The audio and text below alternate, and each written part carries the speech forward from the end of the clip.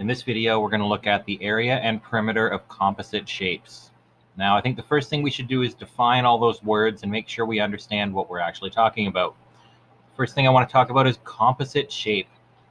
First of all, let's think about the word composite. Where do we hear that word in other places? I can't think of a specific example, but generally composite means made up of more than one thing. So kind of like a compound word has like two different word parts or two different words put together, like throwback. Composite shapes are more complicated shapes made out of more simple shapes being added together. And I have a few examples here. In our first example, we can describe this shape as being a square plus a triangle. I didn't draw it quite perfectly, that's okay. So rather than trying to have some complicated formula for dealing with a irregular five-sided polygon, I just split it up into two simpler shapes, the triangle and the square. Same thing here with my kind of ice cream cone shape. I can think of this as a triangle and half of a circle, and I can work with circles pretty easily, and I can work with triangles pretty easily. And same thing here, rather than once again some kind of weird polygon, we can just split it up and we can have a rectangle and a triangle. Also, quick overview, what do area and perimeter mean? Area is the amount of surface or space kind of taken up by a shape. So area of this rectangle would be all this space in here, and we express that in square units. So in other words, if we had like 1 square centimeter, how many of them would we need to fill up the entire shape? And if you've already watched the linked YouTube videos, which you should have, they talk about that in detail. And perimeter is how far is it all the way along the outside. Or you can think about it, if we took a string and we wrapped it around the outside of the shape, how long would the string be? Unfortunately, a lot of shapes have sides that repeat. So in a rectangle, we have 2 lengths. I use a cursive L just so it doesn't look like a 1. And 2 widths. So if I wanted to find the perimeter of a rectangle, I can just add up all the sides, length plus width, or 2 times the length plus 2 times the width. And you should be familiar with the ideas of area and perimeter from elementary school already. Hopefully this is not too new or shocking for you. And once again, the videos did a pretty good job of explaining these things. So I'm going to dive right in and do a few example questions from the homework with you. Our first example is this shape here. We're told it has a height of 10 centimeters, 15 centimeters along the base, and sometimes this is called like a slant height, or our slanted side here has a length of 12 centimeters. First, we were asked to find the perimeter. Well, perimeter isn't too difficult. We're just going to add up all the sides. Let's talk a little bit, though, about what's going on with this shape and how do we find the missing side lengths. First of all, these double arrows here, notice that opposite sides have them. That means that those sides are parallel. Same thing here. We have the little single arrow and the single arrow. These sides are also parallel, so this is a parallelogram. Let's add up, and because everything is meeting at the same angles and stuff, opposite side lengths are going to be equal. So if this is 12 centimeters, this is also 12. If our base is 15 centimeters long, our top is going to be 15 centimeters long. So for our perimeter, 2 times 15 plus 2 times 12 is 30, plus 24 is 54. Don't forget our units, it's in centimeters.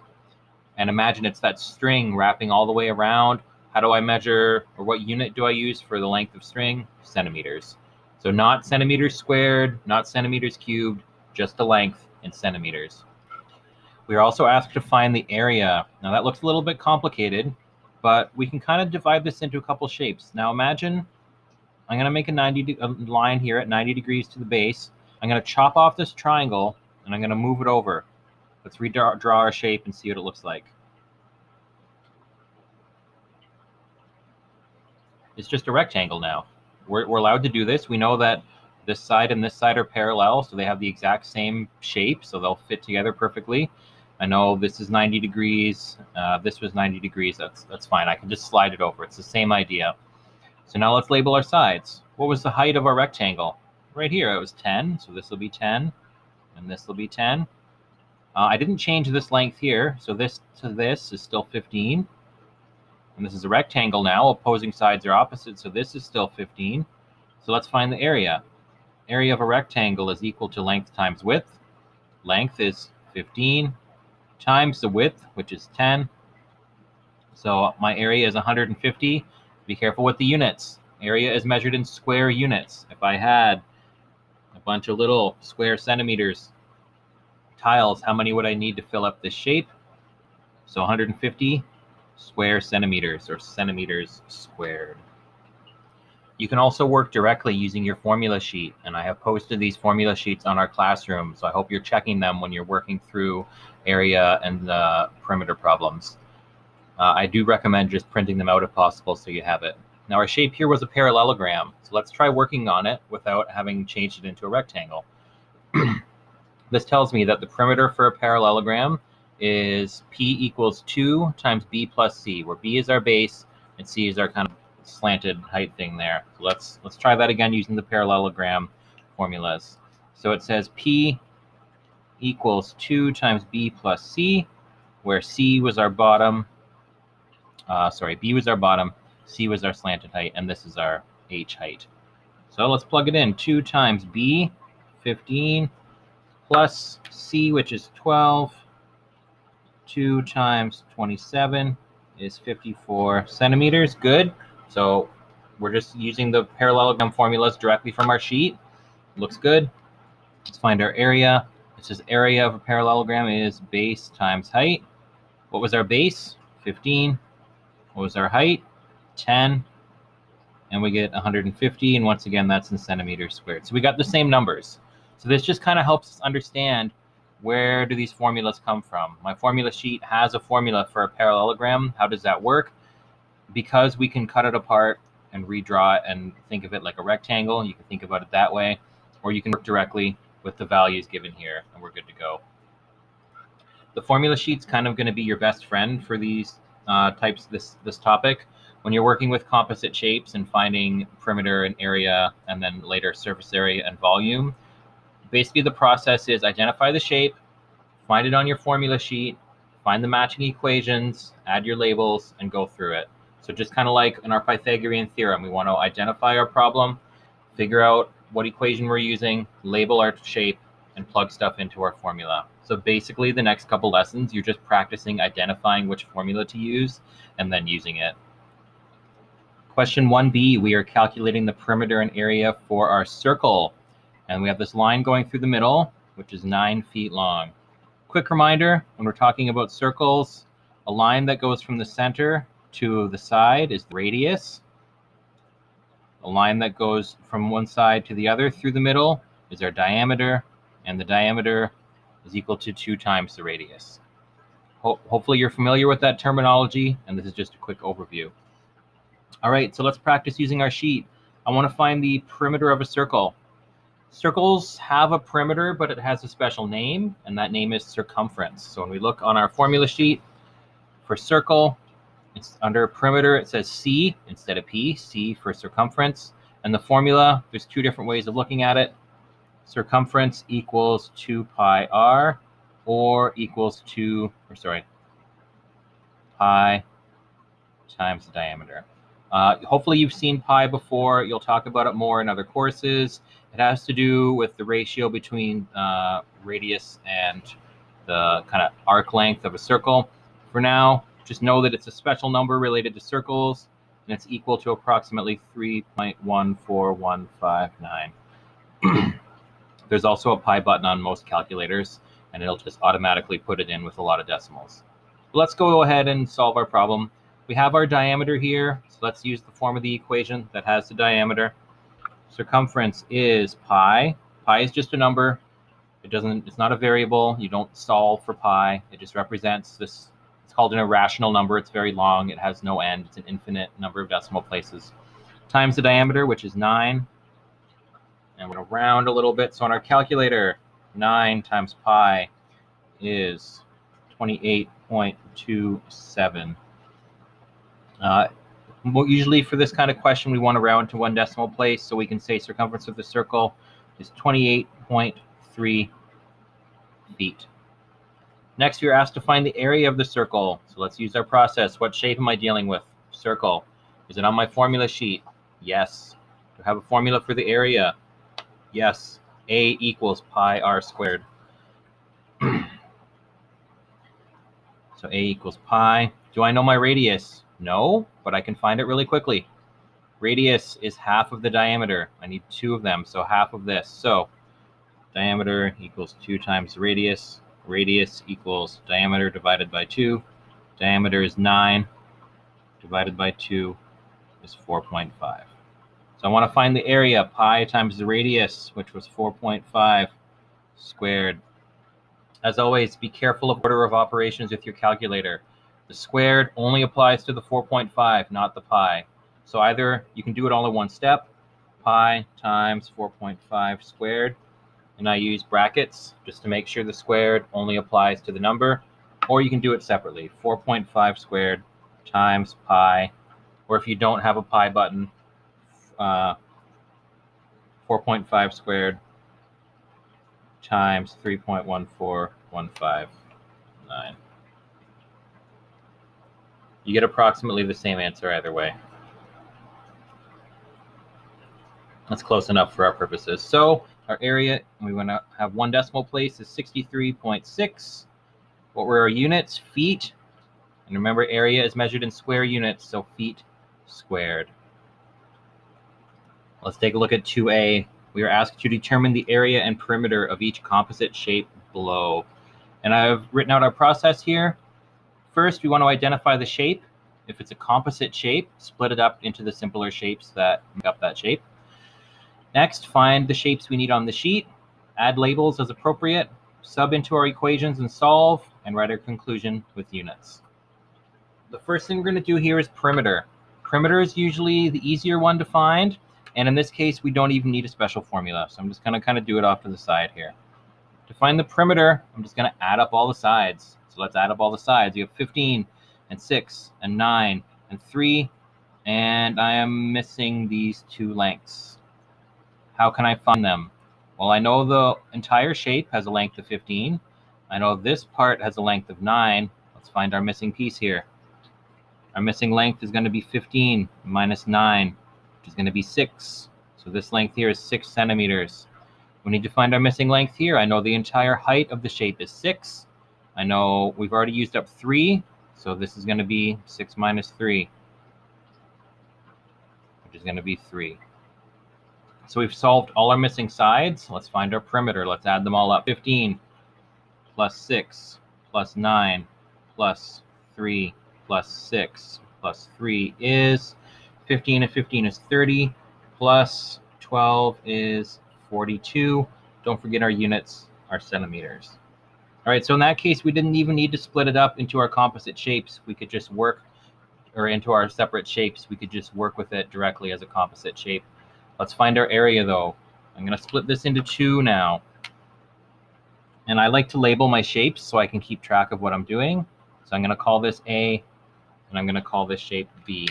So let's start by finding the area of A. What kind of shape is this? It's a rectangle. So on our sheet, we just look at rectangle. What's the area of a rectangle? Length times width. We can also redraw our shape if that's helpful. Shape A. Do I know the side lengths? Yes, 6 by 9. So let's plug it in. Length is 9, width is 6, 9 times 6 is 54. Don't forget your units, centimeters squared. All right, that wasn't too bad. Let's find the area of shape B. So area of shape B. What shape is shape B? It's also a rectangle. I'm going to sketch that really quickly. Shape B. And my side lengths are 6 and 3. The formula is length times width. So length of 6, width of 3, 18 centimeters cubed. All right, am I done? What did the question ask us to find? It said, determine the area and perimeter of each composite shape below. So I found the area of part A, and I found the area of part B, but I didn't find the area of the whole thing. So I need to add them all together. So I'm going to call this area C for composite. So area of the composite is the area of part A plus the area of part B. Let's plug in our numbers. Part A had an area of 54 centimeters squared. Part B had an area of 18 centimeters squared. And we're going to add those together, 72 centimeters squared. And rather than write a concluding statement, I'm just circling or writing a square around things. So therefore, the area of my composite shape is 72 centimeters squared. My perimeter is 42 centimeters. Let's double check the answer key and make sure I got it right. 2A, perimeter 42 centimeters, area 72 centimeters squared. Looks good. In our previous example, we found the area of the composite shape by adding regions together. But for 3A, we're going to need to subtract regions. So in 3, we are asked to determine the area of each shaded region. So we're just going to find the area of this little space around here. Now that's kind of a weird shape. We don't have a formula for like this kind of weird rounded triangle or whatever. But let's think of this in terms of basic shapes we know how to work with. I have a square. I'm going to cut a circle out of it, and we're going to see what's left. So the area of the square minus the area, we can even write that, area of the square minus area of the circle gives us the area of our composite shape. So let's use our sheet and find these things.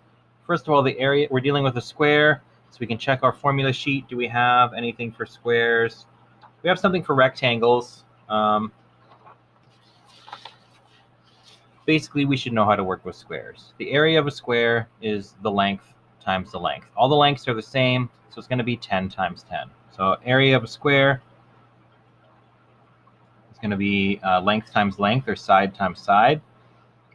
Area of a circle, let's check our sheet. Do we have a formula for area of a circle? Yes, pi r squared. And let's work through this. What is the side length here? We're given it's 10 centimeters. So area of my square is 10 times 10, or 10 squared, which is 100. Area of the circle is pi, and I need my radius. What's the radius of this circle? We're given the 10, so I could also redraw that here. This is 10, but remember, that's the diameter. I want the radius. I want half of that. So 10 divided by 2 is going to give me 5. So this is my diameter. My radius is half that, it's 5. So pi times 5 squared. So the area of my circle is going to be 25 pi, which is 78.54. And let's find the area of our composite shape. I just said it's the area of the square minus the area of the circle. I'm just running out of room, so I'll write that here. My area composite is area of the square, 100, minus the area of the circle, 78.54. 100 minus gives us 21.46. So therefore, the area of the shaded region is going to be 21.46 and centimeters squared. Remember, please watch out for this. This is an easy mistake that students make all the time. Perimeter is like a straight line around the edge. We measure that in centimeters, like the length of a string is so many centimeters. Area is centimeters squared. Like you talked about in the videos, you have all those little cubes you're using to stack and cover the space. So centimeters squared for area. Please watch out for that. In question 4, we're working with a different kind of shape. Notice in this case, we're dealing with a polygon. Now, I could think of this as a composite shape where, like, it's a whole bunch of triangles put together. So we could work with it that way. Triangle, triangle, triangle, triangle, triangle, triangle, triangle. But that's going to be a lot of work, and we don't necessarily have enough information to do that. So we don't need to think of it as a composite shape. We can work with regular polygons directly, and we have a different formula just for working with that kind of shape. The formula for the area of a regular polygon is area equals half times apothum times perimeter. Yes, I said apothum. I don't know if this was covered in the videos I posted originally, so if you have never heard that word, I did go post another video called Find the Area of Regular Polygons, where they talk about that. So this is apothum, and that is the point. It's kind of like the radius of a circle. It starts at the center, and it goes straight and meets at 90 degrees with one of the sides of our polygon. So this side right here is A, that's our apothum. P, we know what big P stands for, that's our perimeter. And in order to find the perimeter of a polygon, it's a regular polygon, so all the sides have the same length. So perimeter for a regular polygon is N times L, where N is our number of sides and L is our side length. So let's work through this and figure it out. What's the perimeter of this shape going to be? The question didn't ask for perimeter, but I need it for my formula. So perimeter is N times L. How many sides do we have? 1, 2, 3, 4, 5, 6, 7, 8. What's the side length? 5. 8 times 5 gives us 40 centimeters, not squared. Perimeter is like that length of string wrapped around. It's just measured in centimeters. Please watch out for that. Do not put the wrong units in. Next, let's find our area. Is half times the apothem, which is given, is 6. Perimeter, we just calculated, is 40. And let's calculate. Half times 6 times 40. Or if you want to do it quickly in your head, 3 times 40. Or 6 times 20. I can just divide one of the numbers by half if I want. Or we can just type it in. Half times 6 times 40 gives us 120. And centimeters, and remember it's area, so it is squared. So did we answer the question? Determine the area of each regular polygon. Yes, we found the area, 120 centimeters squared. And let's check the answer key given in the book. 4C, the answer is 120 centimeters squared. Excellent. The last question I'm going to do here is number 7. As always, if there's any other questions you needed help with or want me to go over, just let me know. I can post a follow-up video or explain to you. Question 7 tells us, if you haven't noticed already, the last couple questions in these are usually thinking questions. So it's not just a straightforward calculation. They want you to think about how to frame the question and how to put together different pieces we've learned in different lessons. So let's take a look at number 7. The square and the triangle below have the same area. What is the value of n? So n is here. So we have a square. Each side has a length of 12. We have a triangle. This side has a length of 18, and our bottom has a length of n. Let's start with the formula for each shape. Area of a square is equal to side times side, or side squared. Area of a triangle is half base times height. All right, let's plug in the values.